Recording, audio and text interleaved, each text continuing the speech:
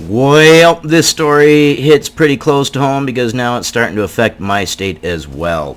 Uh, when things spread like this and it becomes a tense situation, if nobody does anything about it, then perhaps bad things could possibly happen. Let's read this and then we'll read in the one that involves my state as well.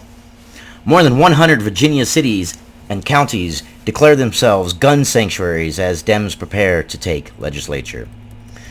This really could be the beginning of something big if nothing's done about it.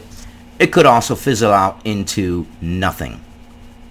How it turns out, well, we will pay close attention to it and report on it and see what happens. But essentially, the government taking the guns away from people is directly against the Constitution. There was a reason the Founding Fathers put that it is essential to democracy to have a good militia. It's in the Constitution. We're supposed to have a militia. The government is supposed to fear the people. That's what makes a good government. If the government doesn't fear the people, then the government can do and will do whatever it pleases. Dozens of Virginia counties, this is from Fox News, dozens of Virginia counties and cities are declaring themselves Second Amendment sanctuaries in an apparent revolt against the state legislature's proposal for new firearm restrictions. The movement has gained so much steam that Virginia Attorney General Mark Herring issued an advisory opinion, reminding residents that such sanctuary resolutions had no standing. Whether it has no standing on your state or not, to the people, it has a standing. You have to realize that, Attorney General Mark Herring, that your words are not going to mean anything, your legislation is not going to mean anything when we had legislation before that these people were lawful gun owners and now all of a sudden you're making them illegal gun owners.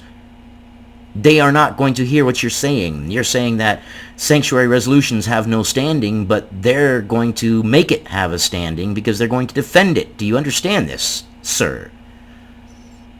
That you have to tread a little bit lightly there. Here's his opinion. It is in my opinion that these resolutions have no legal effect, Herring said in a letter issued Friday.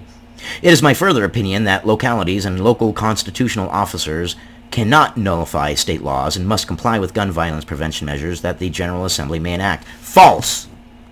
False.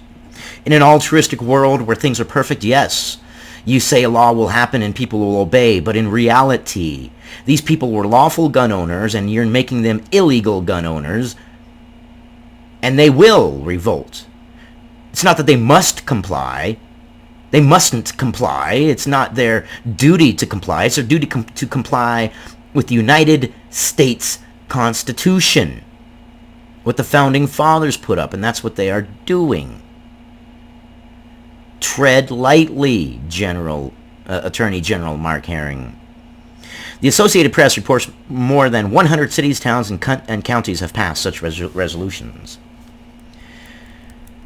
The controversy came just before Democrats take control of both the Virginia Senate and House of Delegates for the first time since 1996. Governor Ralph Northam already pledged to pass common sense gun safety legislation after the November election. Now here's the thing, gun bans don't work. And how do we know this? Well, logic, reason, and math. Let's do this. The United States has more guns than any other country per capita. By the logic of people who want to ban guns, the United States should be number one in the world for gun violence, but we are not. We're not even in the top 10. We're not even in the top 15. We're not in the top 20. We're not even in the top 30. We're like 32 or something like that. So, what does that tell you? Now, countries that have banned guns, like Mexico, well, criminals have the guns. What does that tell you? Gun bans don't work. It's not the guns, it's the people. Quit focusing on the damn guns and focus on the people.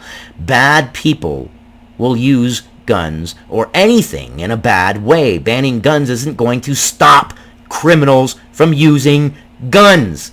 It's going to make citizens incapable of defending themselves against criminals with guns. The whole world knows that Virginia is going to be very strict on guns, so what does that mean? A criminal with a gun is going to move to Virginia knowing that his weapon is boss.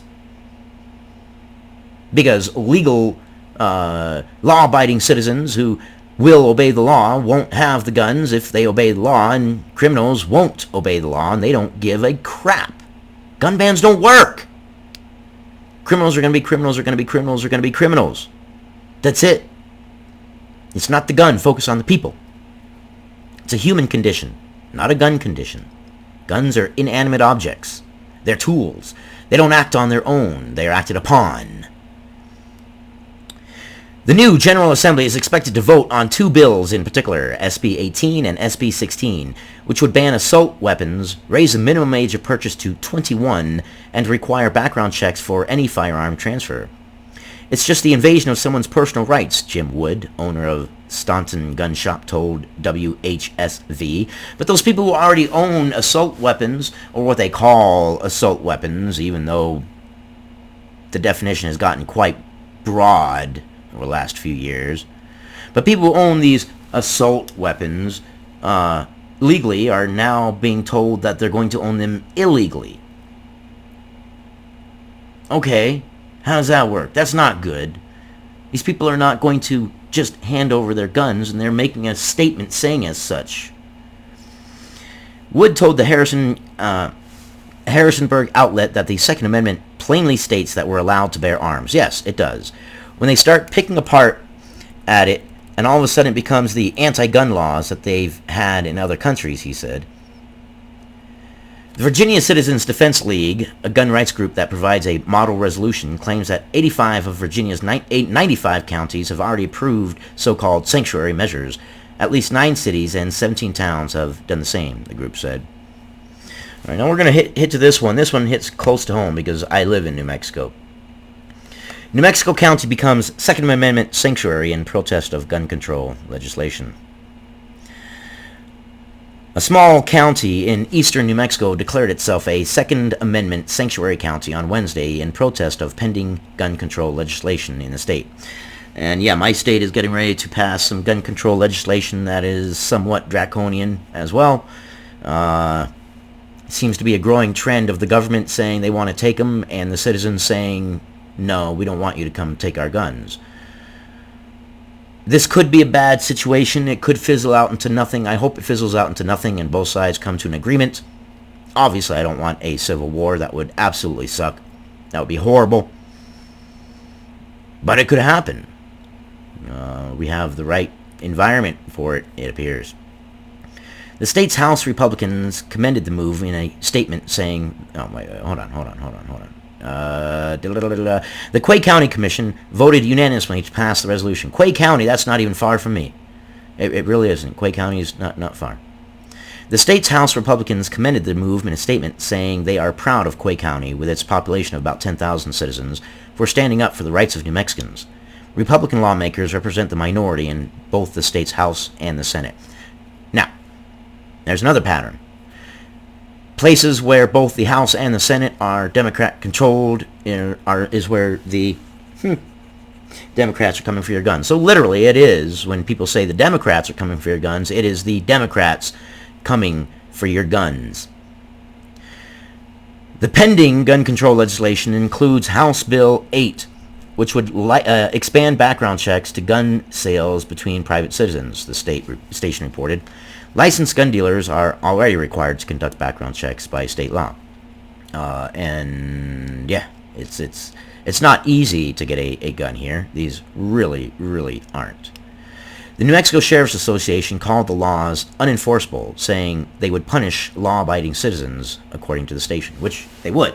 You are taking law-abiding citizens, making what they already have legally and turning it illegal, and these people don't want to give up these things that they had legally all these years, that have become an integral part of their life, an integral part of their self-defense, their protection, their security, and you're trying to take it away.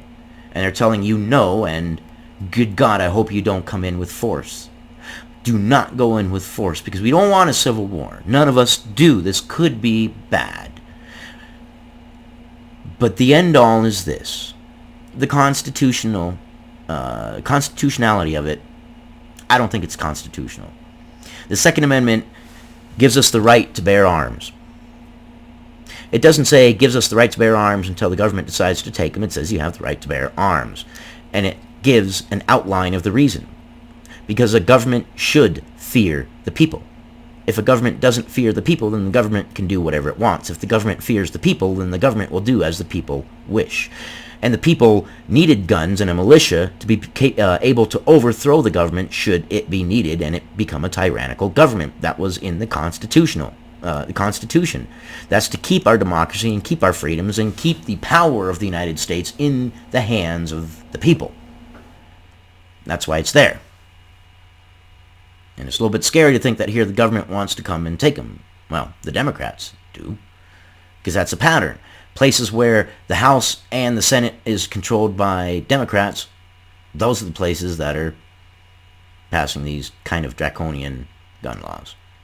I sure hope nothing happens of this. It is an important story. It needs to be reported on.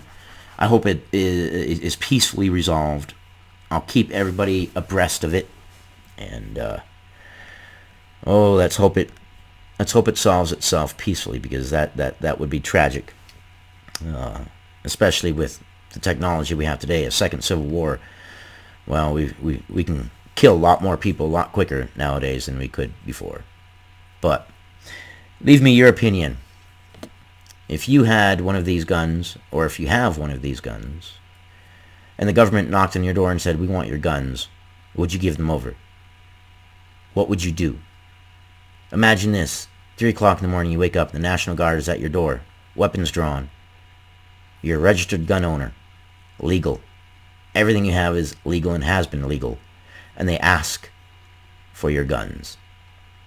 What do you do? What do you do? It is a tough situation. And God, I hope it solves itself peacefully.